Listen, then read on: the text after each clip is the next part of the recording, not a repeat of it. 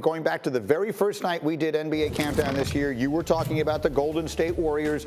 They started out great this year. They've had so many injuries. But Saturday night, they went to a new version of their quote-unquote death lineup when they had Steph Curry, Klay Thompson, the young star Jordan Poole, Andrew Wiggins, and Draymond Green on the floor.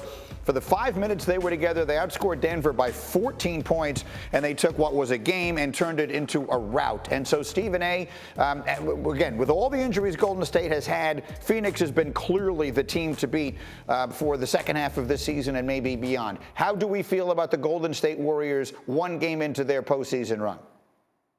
Well, I'm feeling very high on them, but it's not because of the Denver Nuggets. The fact of the matter is Denver's depleted. Let's call it what it is. If Jamal Murray and Michael Porter Jr. was there, it might be a different animal. That's something that Jokic has to deal with. Coach Malone has to deal with. We understand they got good players, but missing those two guys is incredibly pivotal to their success or lack thereof because they're not going to achieve. They're going home in this series. But when you look at the Golden State Warriors, my trepidation came from the fact that you had a guy like James Wiseman, who I expected to be back, and he ended up being out for the season. That's a 7-footer who can give you some points, but more importantly, he could give you 15 to 20 minutes a game and 6 fouls. And I think that's the only thing that was missing from the Golden State Warriors winning the chip. Having said all of that, to see Jordan Poole in his first game dropping 30, to see Klay Thompson averaging 33 in his last 3 regular season games, and then coming out there and looking very Klay-like in this first game, to know that Steph Curry eventually will find his groove and find his rhythm, which is why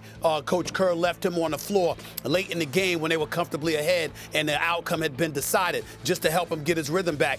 You can imagine if Jordan Poole, Klay Thompson, and Steph Curry are out on the court together, how in the hell are you going to stop them? What they did for us was have us salivating about the collision course that is the Golden State Warriors against the Phoenix Suns. It's what the basketball world wants. After all the nonsense we've had to put up with this year, it's what the basketball world deserves, and we're praying we get it. Give us a quick thought on that, VC, on Golden State when they've got those guys out there. It's fun to watch. It is fun to watch, and it's great. When you get something from Looney and Kuminga to really get out there and allow Draymond not to get in foul trouble, you can go to that lineup as long as you want because Draymond's able to be aggressive because he's not in foul trouble, and that lineup is great when you play smaller because when the floor is spread with those individual scorers that can beat guys off the dribble, then find open shooters, how do you stop that? All right, VC, awesome today. Thank you so much. And Stephen A., thank you very much. We will see you on First Take in 17 minutes. Go ahead, Steve. I want to say 2 quick comments. Number one, CP3 approaching age 37 is the best pure point guard on the planet. Number one. And number two, it's beautiful to hear Vince Carter say he agrees with Stephen A. so much because people tend to do that, VC. They tend to agree with me, mother.